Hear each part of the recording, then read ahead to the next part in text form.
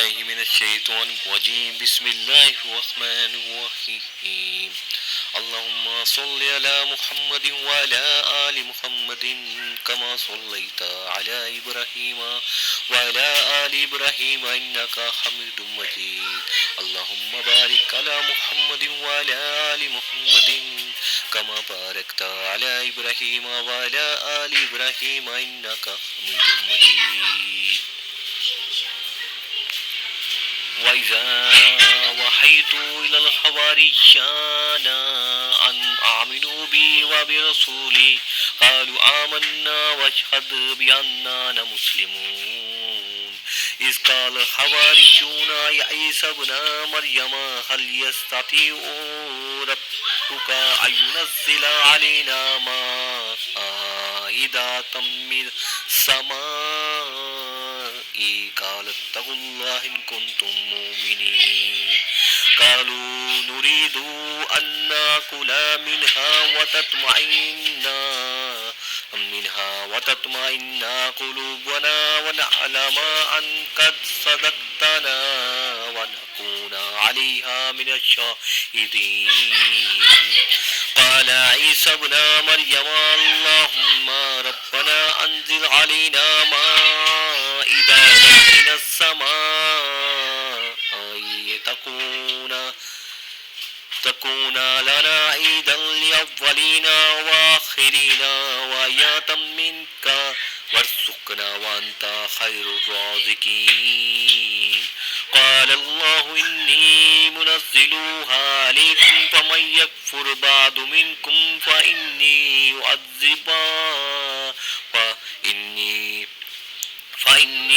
أعذبه عذابا لا أعذبه أحدا من العالمين وإذ قال الله يا عيسى ابن مريم وأنت قلت للناس اتخذوني وأمي إلهين من دون الله قال سبحانك ما يكون لي أن أقول ما ليس لي بحق إن كنت قلته فقد علمته تعلم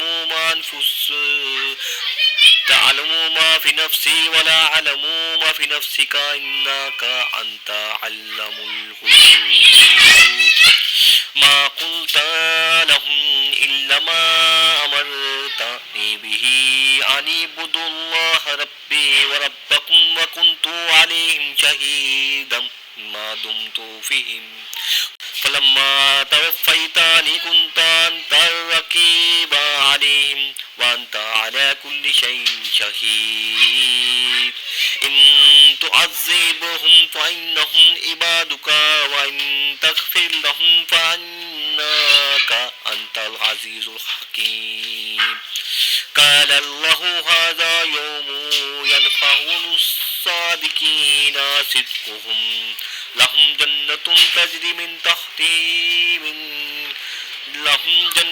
تجري من تحتها الأنهار خالدين فيها أبدا رضي الله عنهم ورضوا عنه ذلك الفوز العظيم لله ما في السماوات والأرض وما فيهن وهو على كل شيء قدير. ترجمہ. اور جبکہ میں نے حواری دین کو حکم دیا کہ تم مجھ پر اور میرے سوال پر ایمان لاؤ، انہوں نے کہا کہ ہم ایمان لائے اور آپ شاہد رہیے کہ ہم پورے فرما بردار ہیں. وہ وقت یاد کے قابل ہے جب کہ حواریوں نے عرض کیا کہ اے عیسیٰ ابن مریم، کیا آپ علیہ السلام کا رب ایسا کر سکتا ہے کہ ہم پر آسمان سے خوان نازل فرما دے؟ آپ علیہ السلام نے فرمایا کہ اللہ سے ڈرو اگر تم ایمان والے ہو. اور وہ بولے کہ ہم یہ چاہتے ہیں کہ اس میں سے کھائیں اور ہمارے دلوں کو پورا اطمینان ہو جائے اور ہمارا یقین اور بڑھ جائے کہ آپ علیہ السلام نے ہم سے سچ بولا ہے اور ہم گواہی دینے والوں میں سے ہو جائیں. عیسیٰ ابن مریم نے دعا کی، اے اللہ، اے ہمارے پروردگار، ہم پر آسمان سے کھانا نازل فرما کہ وہ ہمارے لیے یعنی ہم میں جو اول ہیں اور جو بعد کے ہیں سب کے لیے ایک خوشی کی بات ہو جائے اور تیری طرف سے ایک نشانی ہو جائے. تو ہم کو رزق عطا فرما اور تو سب عطا کرنے والوں سے اچھا ہے. ताला ने इरशाद फरमाया कि मैं वो खाना तुम लोगों पर नाजिल करने वाला हूँ कि जो शख्स तुम में से इसके बाद ना हक शनासी करेगा तो इसमें इसको ऐसी सजा दूंगा कि वो सजा दुनिया जहान वालों में से किसी को ना दूंगा। और वो वक्त भी काबिल जिक्र है जबकि अल्लाह ताला ने फरमाएगा, ए ईसा इब्ने मरियम, क्या तुमने इन लोगों से कह दिया था कि मुझको मेरी माँ को भी अलावा अल्लाह के माबूद करार दे लो? ईसा अर्ज करेंगे कि मैं तो तुझको मुनज़्ज़ह समझता हूँ, फिर मुझको किसी तरह ज़ेबा ना था कि मैं ऐसी बात कहता जिसको कहने का मुझको कोई हक नहीं। अगर मैंने कहा होगा तो तुझको इसका इल्म होगा। तू तो मेरा दिल के अंदर की बात भी जानता है और मैं तेरे नफ्स में जो कुछ है इसको नहीं जानता। तमाम गैबों का जानने वाला तू ही है। मैंने तो उनसे कुछ नहीं कहा मगर सिर्फ वही तूने जो मुझसे कहने को फरमाया था कि तुम अल्लाह की बंदगी इख्तियार करो जो मेरा भी रब है और तुम्हारा भी रब है। मैं इन पर गवाह रहा जब तक इनमें रहा, फिर जब तूने मुझको उठा लिया तो तू ही इन पर मुतला रहा और तू हर चीज की पूरी खबर रखता है। अगर तू इनको सजा दे तो ये तेरे बंदे हैं और अगर तू इनको माफ फरमा दे तो जबरदस्त है, हिकमत वाला है।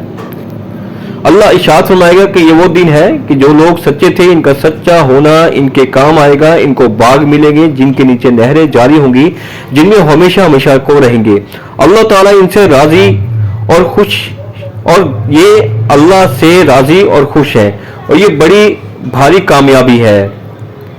अल्लाह ही की सल्तनत है आसमानों की और ज़मीन की और इन चीज़ों की जो इनमें मौजूद हैं, और वो हर शय पर पूरी कुदरत रखता है।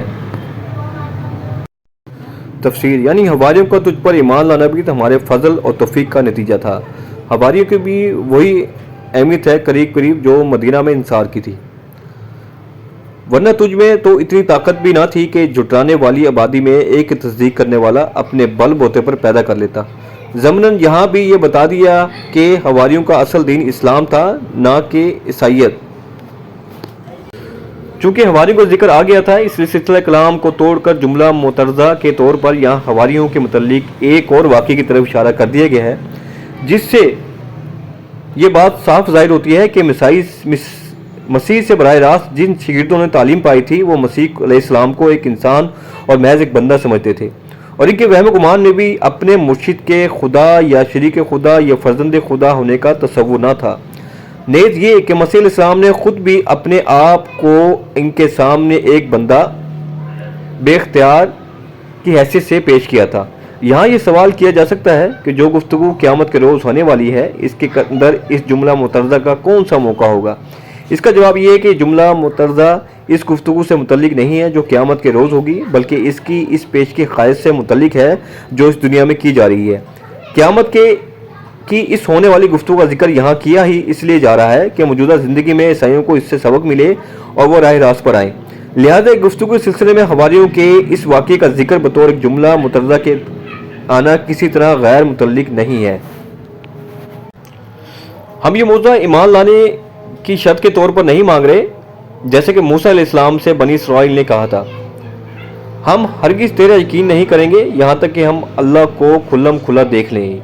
ये यहूदी ने कहा था, यहूदियों ने बनी इसराइल ने कहा था मूसा अलैहिस्सलाम को कि जब तक हम अल्लाह को ना देख लेंगे उस वक्त तक हम आप पर ईमान नहीं रहेंगे। लेकिन हमारी करें हमने ऐसा नहीं मुतालबा करेंगे आपसे, बल्कि चंद अमूर के पेश नज़र तलब कर रहे हैं, जिनमें से एक ये है कि हम भूखे हैं या बरकत के लिए कुछ खाना चाहते हैं।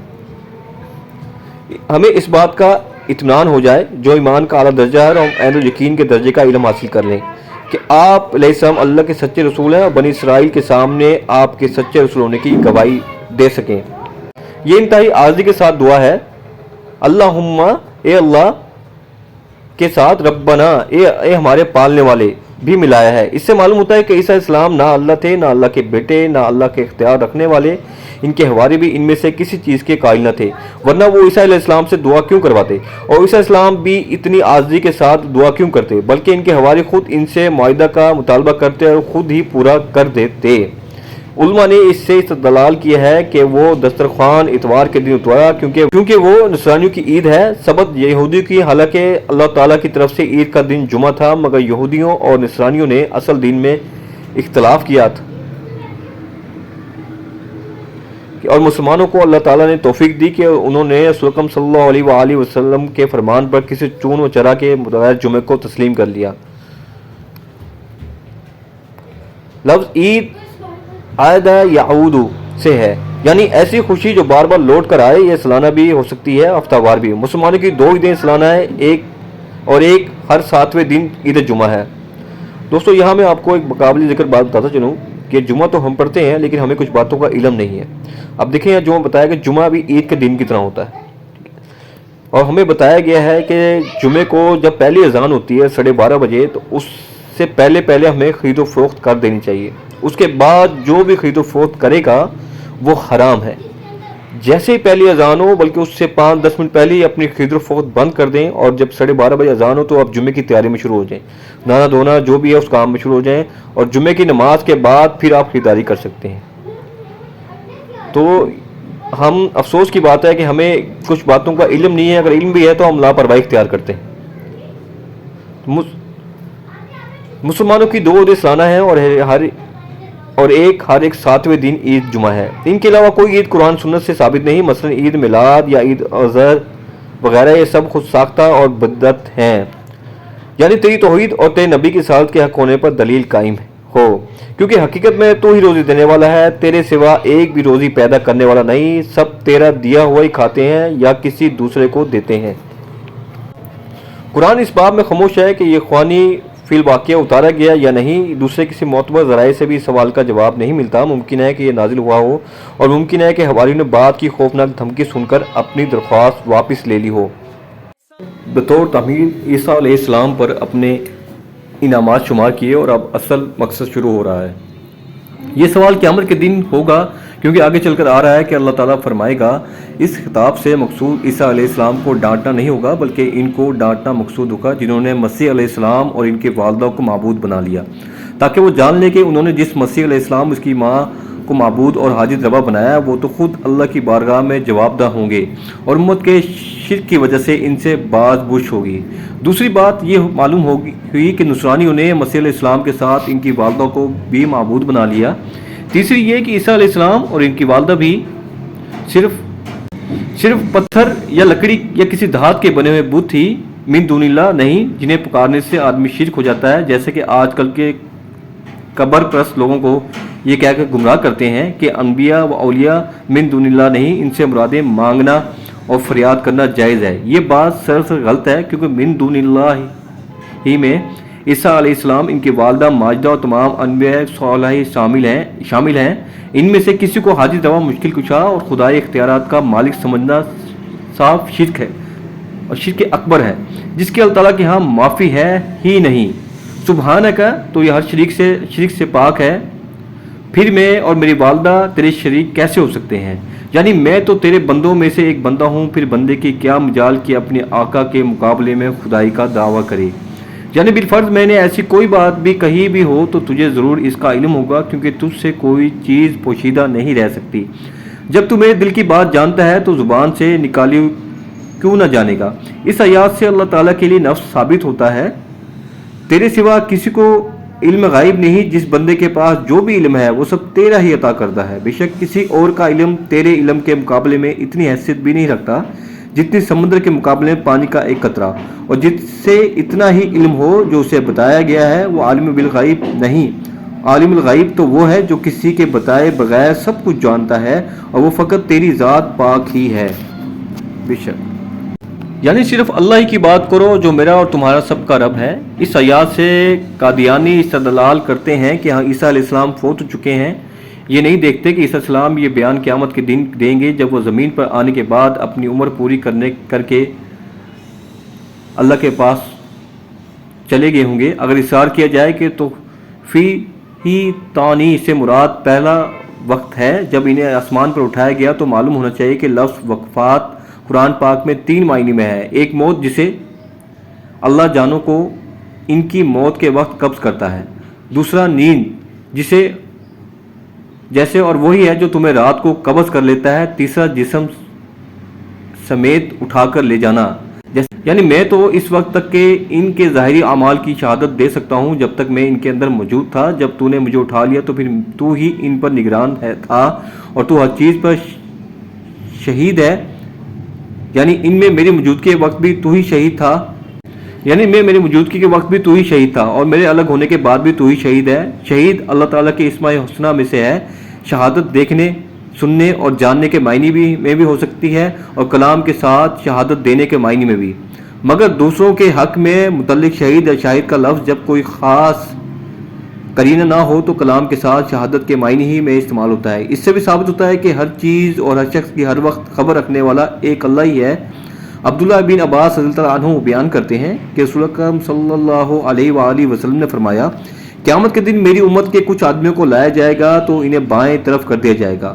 میں کہوں گا یہ تو میرے ساتھی ہیں تو کہا جائے گا تو نہیں جانتا کہ انہوں نے تیرے بعد کیا نیا کام شروع کر دیا تھا. تب میں بھی اسی طرح کہوں گا جیسے اللہ کے نیک بندے عیسیٰ علیہ السلام کہیں گے. پھر کہا جائے گا کہ جب سے آپ ان سے جدا ہوئے یہ اپنی ایڑیوں پر پھرنے والے ہی رہے. اس آیات کے مطابق عیسیٰ علیہ السلام نہایت حکیمانہ طریقے سے ان کی سفارش کریں گے. پہلے اللہ کی کبرائی بیان کرتے ہوئے کہیں گے کہ اگر تو انہیں عذاب دے گا تو یہ تیرے بندے ہی ہیں, نہ دم مار سکتے ہیں نہ بھاگ کر کہیں جا سکتے ہیں. اگر تو انہیں معاف ہی فرما دے تو ہر کام پر غالب ہے اور تیرے کام حکمت سے خالی نہیں. ابو ذر رضی اللہ عنہ فرماتے ہیں کہ رسول صلی اللہ علیہ وآلہ وسلم ایک مرتبہ ساری رات صبح تک نماز میں اسی آیات کو بار بار پڑھتے رہے. سب سے بڑا ظلم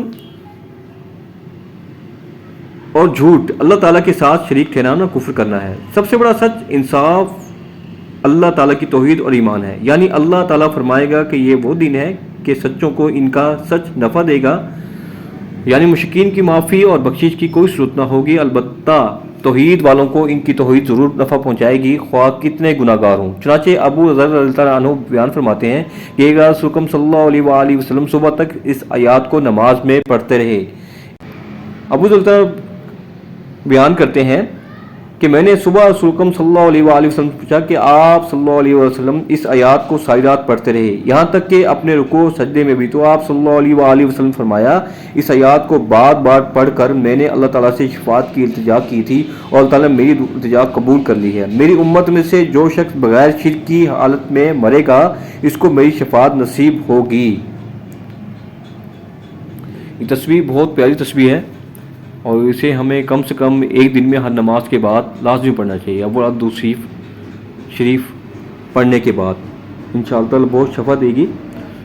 ان تعذبوہم فإنہم عبادک وإن تغفر لہم فإنک انت العزیز الحکیم. ناظرین سورت کے آخر میں نصارہ کی تردید کے سلسلے میں خاتمہ نہایت مناسب ہے. یعنی اکیلا وہی زمین و آسمان کی تمام چیزوں کا جن میں انسان بھی ہیں بادشاہ ہے اور یہ حق اسی کا ہے کہ اس کی بندگی کی جائے. عیسیٰ علیہ السلام ہوں یا ان کی والدہ یا روح القدس سب اس کے بندے ہیں جو کسی طرح معبود ہونے میں اس کے شریک قرار نہیں دیے جا سکتے. وہ تمام جہانوں کا مالک ہے, وہ واحد و یکتا ہے, نہ اس کی کوئی اولاد ہے, نہ وہ کسی کا باپ ہے, نہ اس کا کوئی بیٹا ہے. جزاک اللہ. والسلام.